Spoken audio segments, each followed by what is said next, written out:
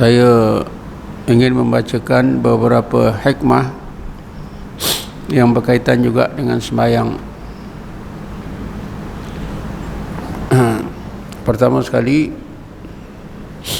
kenapa di samping ibadat sembahyang itu Allah Subhanahu Wa Taala syariatkan berbagai ibadat yang lain, sebagaimana yang kita maklum, ada ibadat haji, ada umrah, ada membayar zakat, ada puasa, ada baca Quran, ada berzikir dan sebagainya. Ini kata Ibnu Atillah, lamma alimallahu minka wujudal malali lawana laka at-ta'ati. Apabila Allah SWT telah pun mengetahui adanya sifat malal. Malal ini mudah jemu, mudah jelak. Allah SWT mengetahui ya, dalam diri manusia ini ada sifat mudah jemu, mudah jelak, malal. Maka kerana itulah Allah SWT berbagaikan ibadat dalam syariat Islam. Di berbagaikan ibadat itu tidak hanya sembahyang, walaupun sembahyang itu ibadat yang paling hebat, supaya dapat mengimbangi sifat manusia, supaya manusia dapat mengimbangi sifat buruk mereka, iaitu sifat lekas jemu, lekas jelak. Lebih-lebih lagi apabila manusia ini berhadapan dengan perkara yang sama, sembahyang saja, tak ada yang lain, makan saja, makan asam pedas saja hari-hari, ya, lama-lama jemu. Dalam Quran, Bani Israel yang bersama dengan Nabi Musa dikurniakan oleh Allah makanan dari langit. Bismillahirrahmanirrahim. Wa anzalna alaikumul manna wassalwa.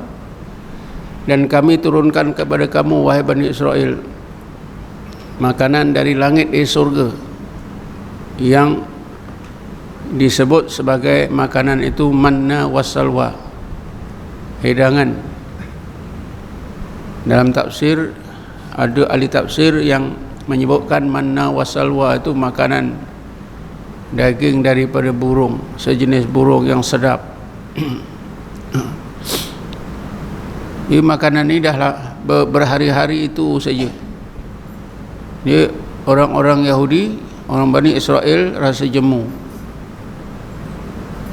Lalu mereka berkata, Bismillahirrahmanirrahim, wa id qultum ya Musa lan nasbira ala ta'amin wahidin fad'u lana rabbaka yukhrij lana mimma tumbitul ardu, hinggalah akhir ayatnya.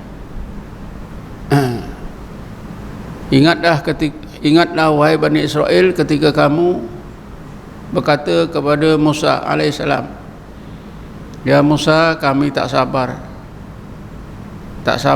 jemulah, makan satu jenis saja, ala ta'amin wahidin, walaupun istimewa dari surga, kami jemu.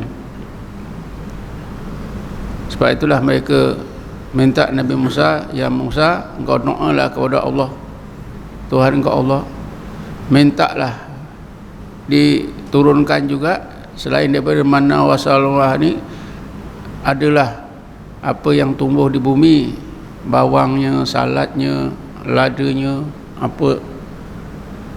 Kerana mereka dah biasa dengan berbagai-bagai macam makanan. Jadi begitu juga sembahyang. Kalaulah ibadat ni, kalaulah hanya sembahyang, manusia akan mudah jemu, mudah jelak.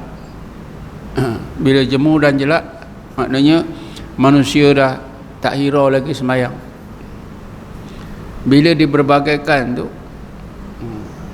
misalnya tak lama lagi puasa, ada puasa, ada jenis orang mukmin ni dia suka puasa, ada jenis mukmin yang dia suka sembahyang, ada jenis mukmin dia suka berzikir.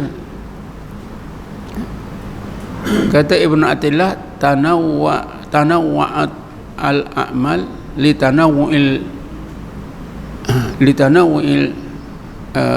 ahwal. Macam-macam amalan yang dibuat oleh orang mukmin yang berbeza-beza kerana adanya berbagai ahwal qalbiyah, keadaan hati yang berbeza. Ya. Ada yang suka politik, dia asyik pergi syarah politik saja. Ya. Tak kira apa pun. Syarahan politik kat mana, hujan panas dia pergi. Ya. Di jiwanya sudah macam tu. Mana yang suka belajar, dia belajar saja. Yang suka dengan berjanji, berjanji saja. Yang suka iktikaf masjid, iktikaf saja. Ada juga yang macam-macam. Politik dia mau, sembahyang dia mau, baca Quran dia mau, ada juga. Itulah Ibn Attillah kata, bermacam-macam amalan yang diamalkan oleh orang mukmin itu kerana memandangkan keadaan hati mereka berbeza-beza. Sebab itulah Allah berbagaikan ibadat ini supaya kita manusia yang beriman memilih mana satu yang sesuai untuk kita pakai dalam amalan kita. Ya. Peribahasa Melayu pun, nak buat baju ukur badan sendiri, nak beramal pun sama juga.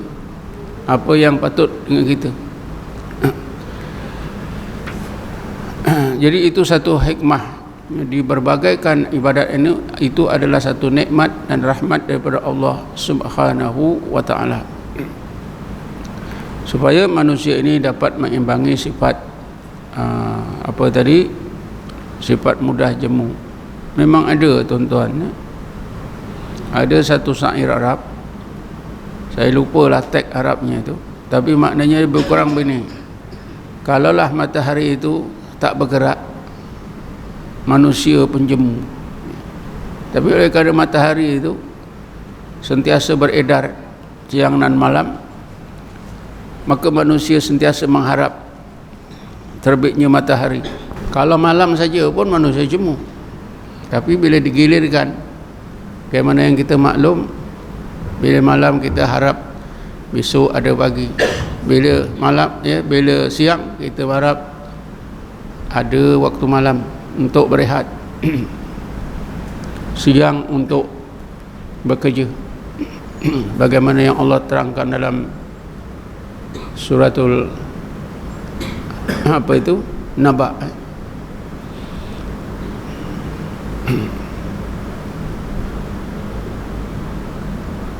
Bismillahirrahmanirrahim. Wa ja'alna al-laila libasa wa ja'alna an-nahara ma'asha. Kami jadikan malam itu sebagai pakaian kamu, makna masa tidur rehat, dan wan nahara ma'asa, jadikan waktu siang itu untuk kehidupan, bekerja. Tapi kalau siang saja macam manalah, atau malam saja.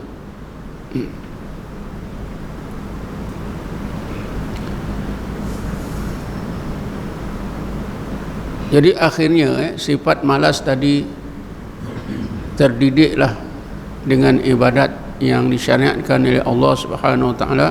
Sifat jemu itu akan terdidik. Tidaklah membahayakan, tidaklah merugikan kehidupan manusia. Manusia akan sentiasa mau kebaikan.